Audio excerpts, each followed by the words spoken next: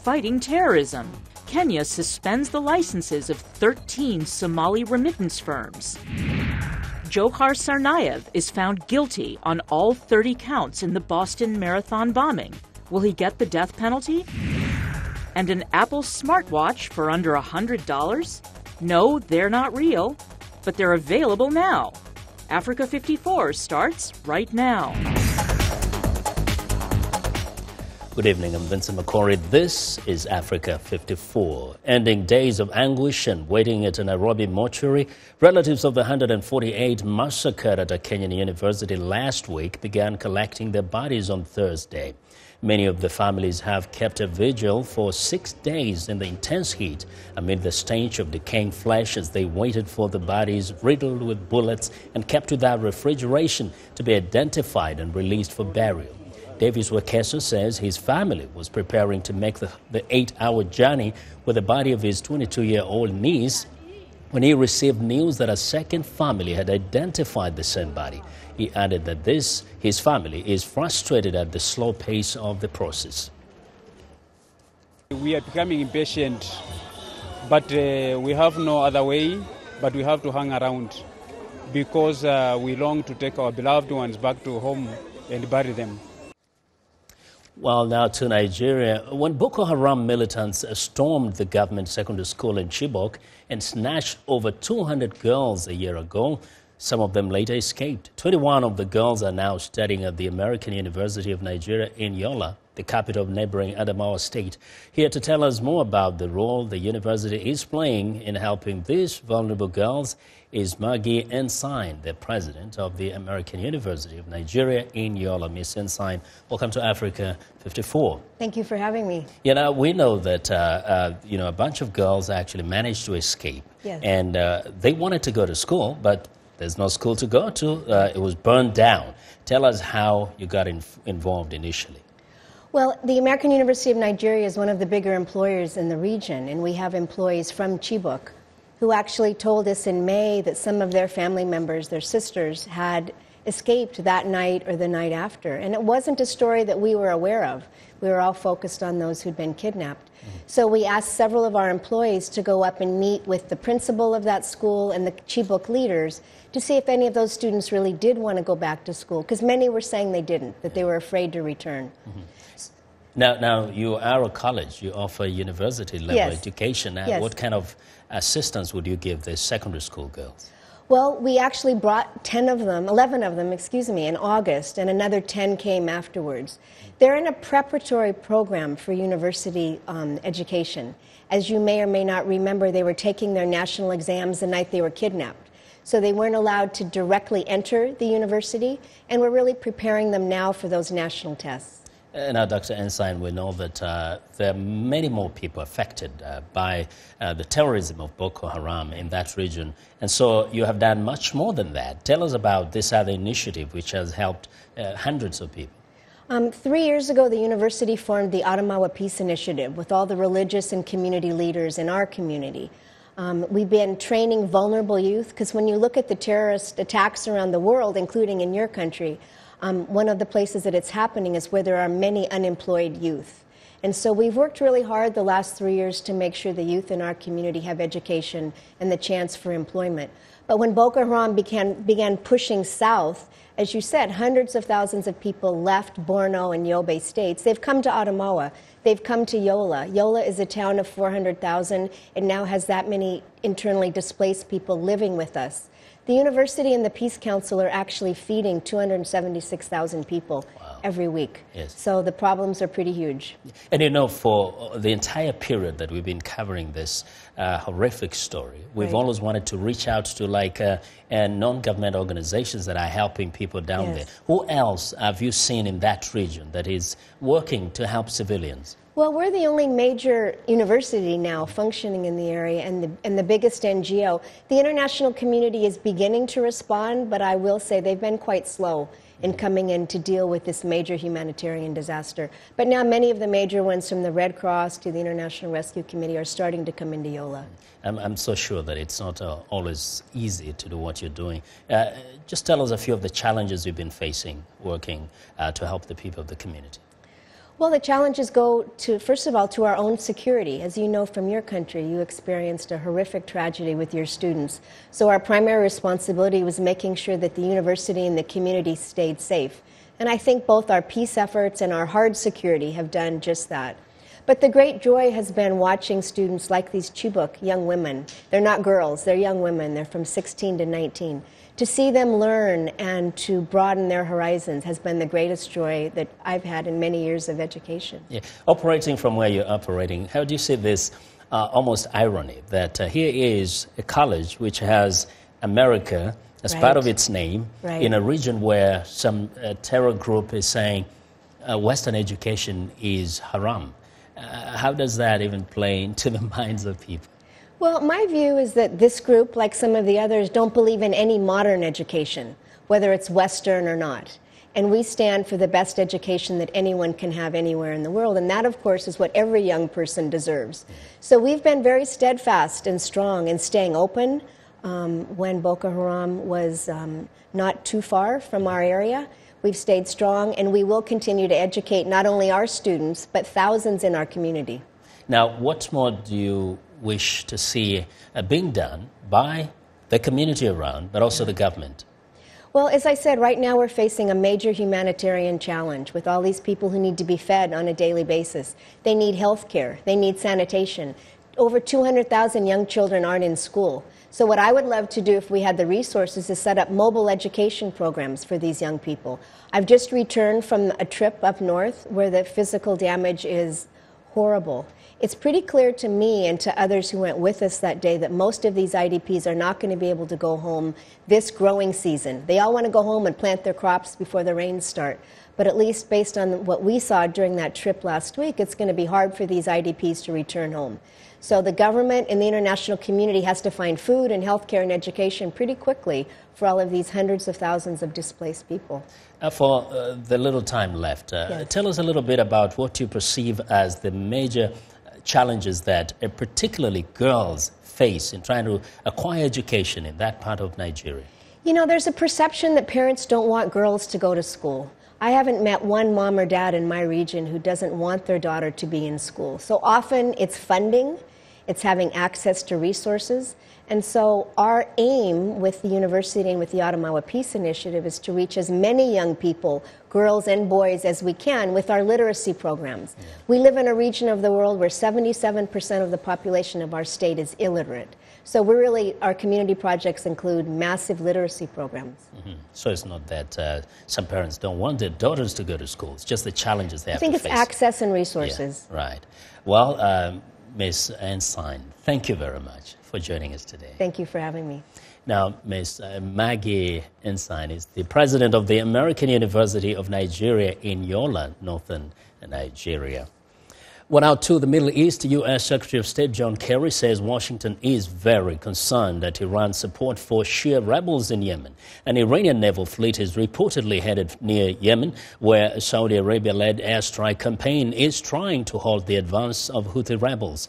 An Iranian rear admiral says the fleet will provide safety for Iran's shipping lanes, and keep commercial ships safe from pirates.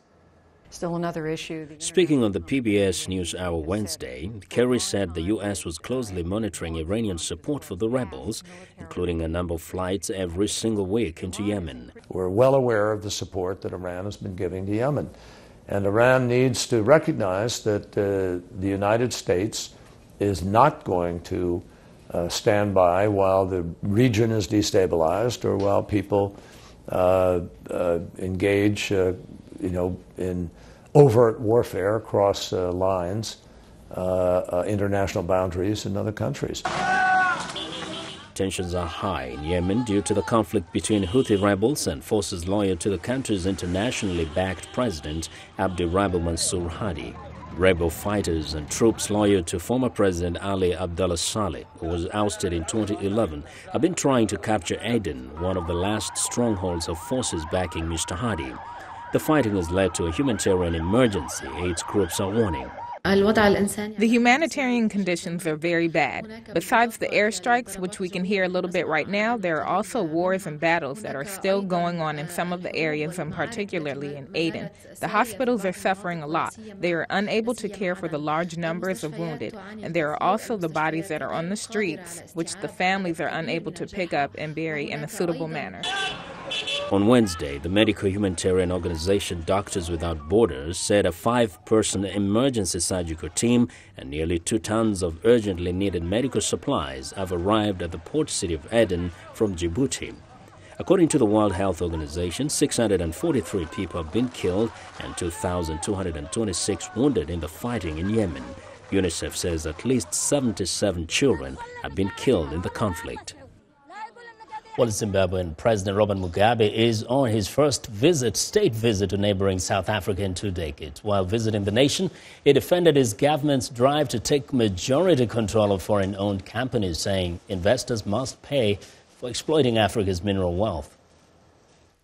We who are owners of natural resources must at least have 51% of the earnings of that company, and we allow the company 49%. Where is natural resources? Western countries have withheld financial aid to Harare in protest over President Mugabe's policies and charges he has rigged elections to stay in power, worsening an economic crisis that has driven millions of Zimbabweans to South Africa for jobs. Well, we want to know what you think about Africa 54 and the stories we covered. Join the conversation on Facebook. The address is Africa 54. And check out our headlines 24/7 on voaafrica.com. Coming up, how Sierra Leone officials plan to use a refurbished facility to help fight Ebola. Stay with us.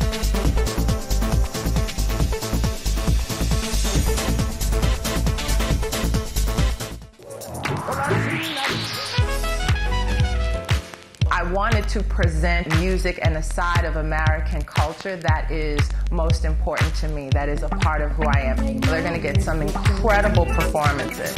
That's one of the things I love, bringing these artists in so you can get to see them do what they do. It's soul music, and that's what music is. It's that which comes from the soul.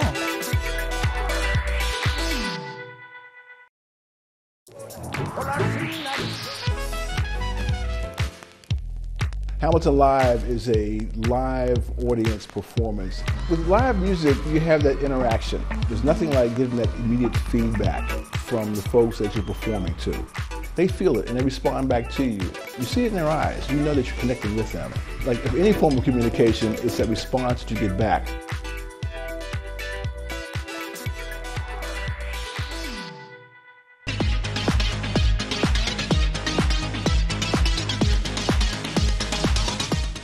Welcome back. It's time for our Thursday Health Report. Joining us now is Africa 54 Health correspondent Lino Mudu with new information in the fight against Ebola. Lino? Hello, Vincent. Well, Guinea's President Alpha Condé has announced a new emergency measures in one more attempt to contain the Ebola outbreak. The country has embarked on 45-day emergency measures to fight Ebola. This will enable authorities to restrict movements in Western Guinea, where Ebola transmission continues a year after the epidemic was declared. Following a dip in new cases in January, cases of Ebola have spiked again since early March in and around the capital, Conakry. This has prompted officials to announce a new phase of the epidemic in Guinea. We had almost managed to beat the virus. It had started slowing down, but recently we have seen a resurgence and a rise in the number of new cases, especially Western Guinea. At the beginning, when the virus first started, it was mainly concentrated in the forest, but has now subsided. It's a serious disease and extremely dangerous for the population in the region. We must all fight this Ebola disease. We must do everything so that we can beat it. And some observers say the latest spike in Guinea's Ebola cases could be a sign that aid teams are at least gaining access to hidden patients rather than a surge of new cases. Now, as part of its efforts to stop the spread of Ebola, Sierra Leone officials are sprucing up an outdated police garrison to house Ebola quarantined families who don't have a proper place to stay. Workers are busy renovating the old police academy barracks in Hastings, Western Sierra Leone. It will serve as shelter for families on quarantine for Ebola until they are deemed safe to go back to their homes. Fear and stigma has driven many families out of their homes after being in contact with relatives who contracted the deadly virus. Mohamed Saido Karama and his family are now housed at the barracks after his father was diagnosed with Ebola. My landlord, as soon as he heard that my father was positive, he became annoyed with me. Even that night, I went to the police station and report, and the police officer told my landlord to let me stay for the night. The morning, some under NGO come around me, and then they call. They said they are going to find a quarantine place for me and my family. The United Nations Mission for Emergency Ebola Response, UNMIR, together with its partners, is working to provide funds to renovate the dilapidated buildings. The facility is located next door to the PTS-1 Ebola Treatment Center. We provide them with comfortable place to sleep, bed nets, toiletries, 4 meals per day.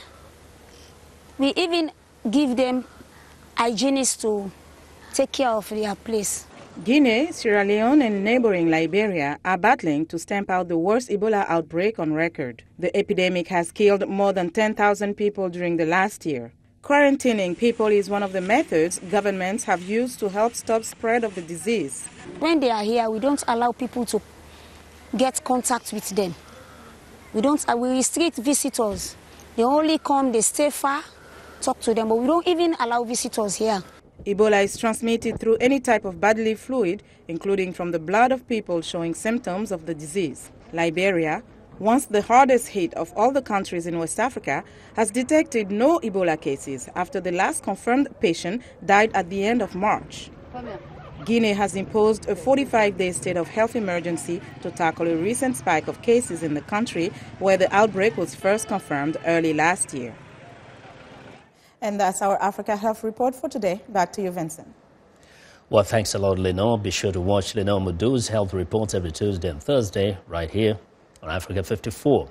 Now, turning to the U.S., a jury in Boston is set to decide whether to sentence Dzhokhar Tsarnaev to death or life in prison after finding him guilty in the 2013 terrorist attack on the Boston Marathon. The 21-year-old was convicted on all 30 of the charges brought against him, including murder and use of a weapon of mass destruction.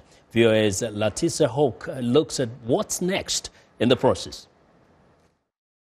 The guilty verdict announced Wednesday was the only one possible in Tsarnaev's case because the defense never contested the charges, says a law expert in Washington. This was all about setting things up for the second stage, the determination of whether or not he should be given the death penalty. The state of Massachusetts does not have the death penalty, but in a federal case like this one, execution is possible and even likely. If there ever was a case in which a group of people would decide that this case is worthy of the death penalty, this would be it. I mean, this was a deliberate assault, an effort to kill as many people as possible, maim as many people as possible, who were totally innocent of anything. And then, when the hunt was on for the bombers, then the notion was they would go to New York and do it again. If given the death penalty, Tsarnaev can appeal to higher courts, going as high as the U.S. Supreme Court, but Salzburg says there is little hope that any appeal would succeed. It doesn't seem as though there are any of the usual factors that we see, that he doesn't seem to be making a claim that he's mentally incompetent and can't be executed, or that he was a minor and can't be executed. And so it will be very difficult to overturn a sentence of death if that sentence is in fact imposed. Tsarnaev's lead defense lawyer, Judy Clark, is one of the country's best criminal attorneys. She has successfully saved from the death penalty several people convicted of horrific crimes, including Unabomber Ted Kaczynski and Olympic Park bomber Eric Rudolph. Clark is expected to plead for Tsarnaev's life because of his young age and the influence of his older brother and co-conspirator. If she is successful, her client will be sentenced to life without parole, which means only a presidential pardon could commute his sentence. Given the nature of the crimes, he would be highly likely placed in a supermax prison, one of those prisons where you're locked up 23 hours a day by yourself and essentially out by yourself for an hour a day. Some Americans consider this kind of solitary imprisonment to be cruel and unusual punishment, even for the worst offenders. Many inmates lose their sanity in such prisons.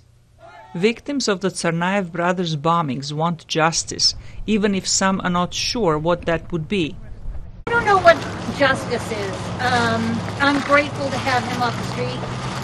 I'm grateful to show everyone, the world, that it's not tolerated. This is not how we behave. The sentencing deliberations may take several months or more. The defense may decide to bring Tsarnaev to the stand, and if he can be presented as sufficiently remorseful, it may move the jurors to spare his life. But all 12 of them must agree on that. Slarica Hoke, VOA News, Washington.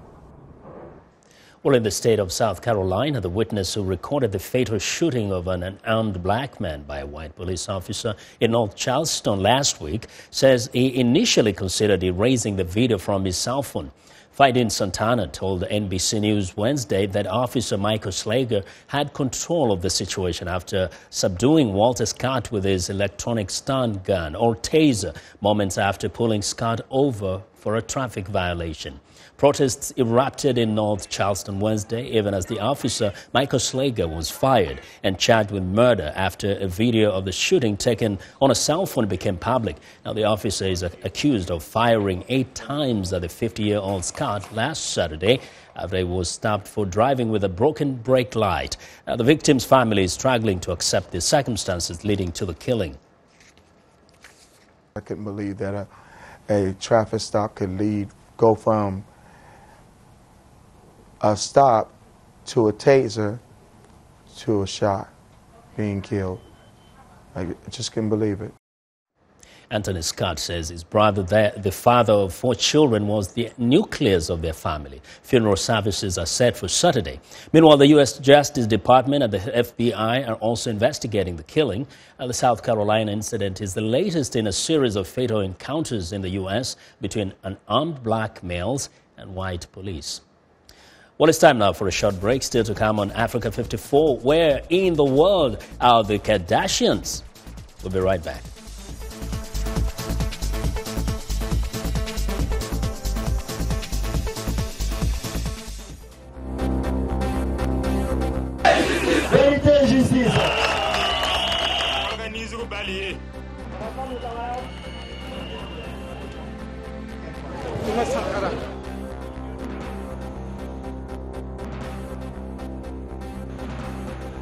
The government needs to do more, and the more does it. Le Gabon. Beaucoup en position.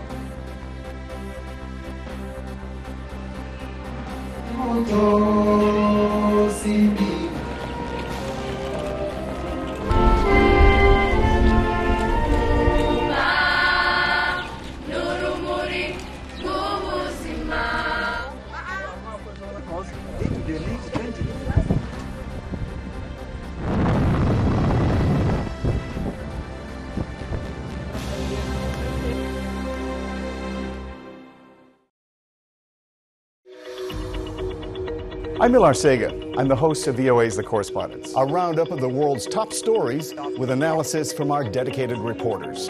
It's really a conversation the same way that you would bring a friend to your home and ask them what's going on.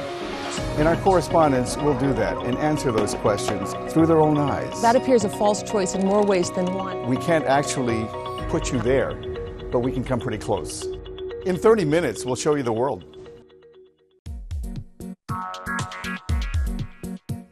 Like Voice of America on Facebook. Follow VOA on Twitter.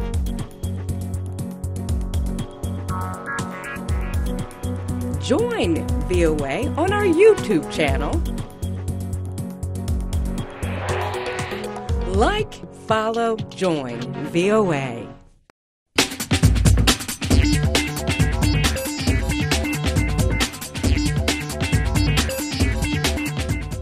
Welcome back to Africa 54. Here's what's trending. The popular fantasy TV drama Game of Thrones is helping draw tourists to Spain, where filming for the recent series took place. It's part of a new breed of film tourism for those who want to experience some of the real-life locations that will appear in the 5th season that premieres on April the 12th. Can a popular culture really spark a tourism trend? Well, just to ask New Zealand. The country saw a boom in visitors following the success of the Lord of the Rings franchise. Now, next up, Kim Kardashian and her family land in Armenia, and hysteria ensues. Dozens of reporters and hundreds of fans were waiting for their arrival, and there was even a live stream of Kim and Khloe landing at the airport for those who weren't able to greet them in person. Now, Kim, Khloe, Kanye West, her daughter North West, are expected to visit the memorial to the victims of the Armenian genocide, all while filming the experience for the Keeping Up with the Kardashians reality TV show, of course. Kardashians' ancestors immigrated to the United States in the late 19th century. Well, and finally, one of the least surprising stories of the day.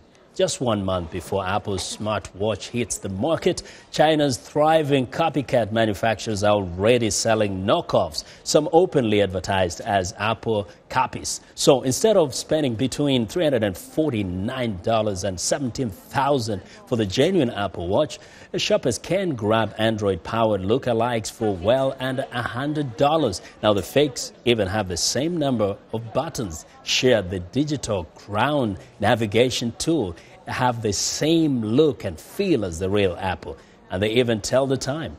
And that is what is trending today.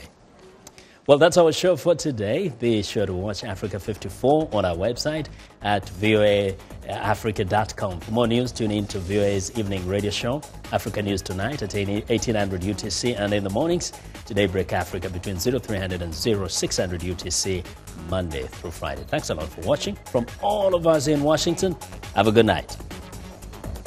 Okay.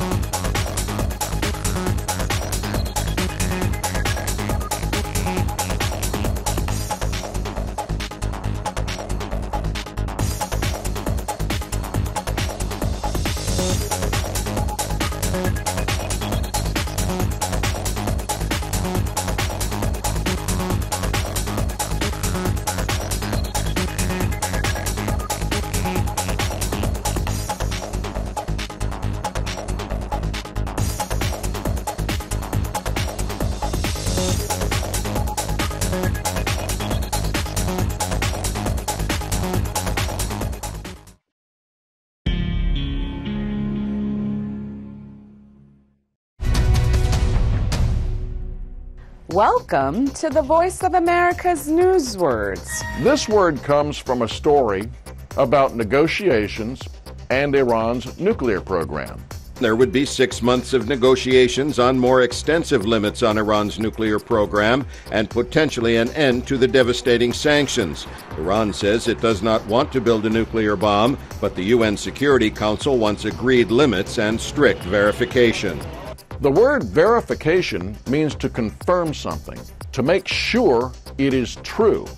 In this story, the United Nations wants to confirm that Iran does not have nuclear weapons. Inspectors could provide verification about Iran's nuclear programs. Now, the next time you hear verification, you will know what this news word means.